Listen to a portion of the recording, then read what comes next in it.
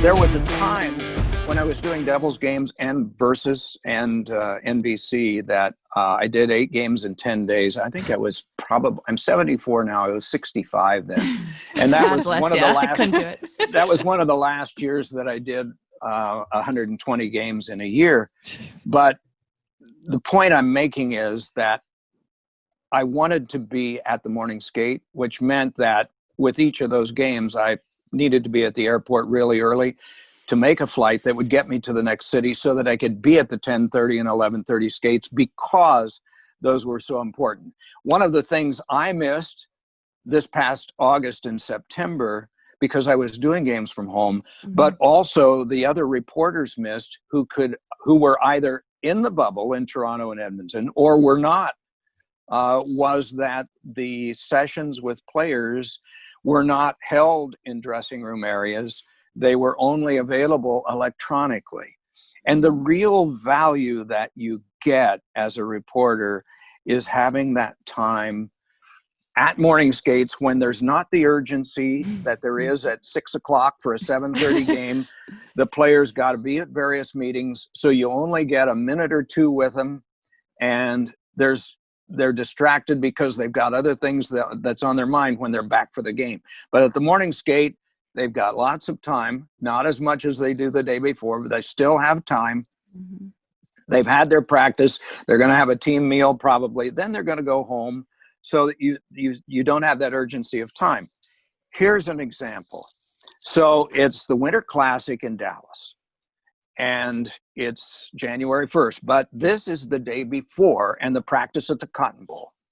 Now we go up the runway to the football dressing rooms, and you have so many allies in helping you do your job. And one of the equipment guys for the Dallas Stars says, you know, our Radek Faksa, number 12, he'll be playing again next year. Have you heard about his childhood? And I said, no. So they told me they gave me sort of the thumbnail sketch of the story. And I said, is he still here? And they said, yeah, I think he's still in back. Can I talk to him? So they brought him out, and I asked him some specifics about the story. This would probably not take place in North America, but it did. It was a different culture, and it was some time ago. Here's what happened. He's 11 years old. He's playing in this town. He's learning hockey in this town of the Czech Republic, and he's got a great ability, and it is seen at a very young age. Single mom, and he's gone about as far as he can locally, but another team a couple hours away sees him, and they would like him to play for their team. There is not the notion of living with families like we have as part of our culture in the United States and Canada. But the team has a connection with a hotel. So there's a family meeting between Radek and his mother about him going to play for this distant team in the Czech Republic and staying in a hotel by himself, getting himself to school, getting himself to practice, getting himself to games. And he did that for 5 years. Wow. Then he comes to North America and plays junior hockey in Ontario province of Canada, and he arrives not knowing English.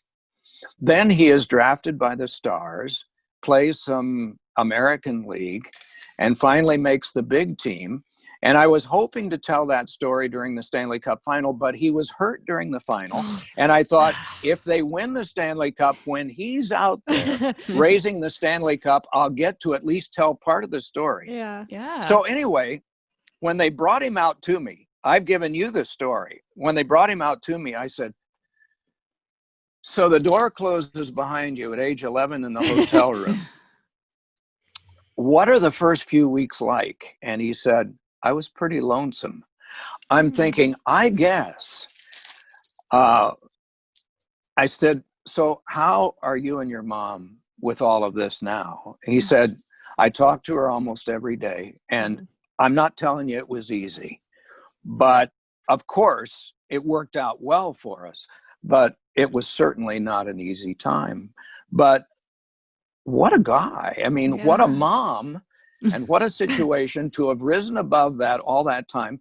And it's a story I never got to tell. Yeah. But so I've told you. Now you did. You actually, you're sharing it with our entire It's the Beauties exclusive. We got it. So the next time they come into Minnesota, watch for number 12. He just got a contract extension. Good for him.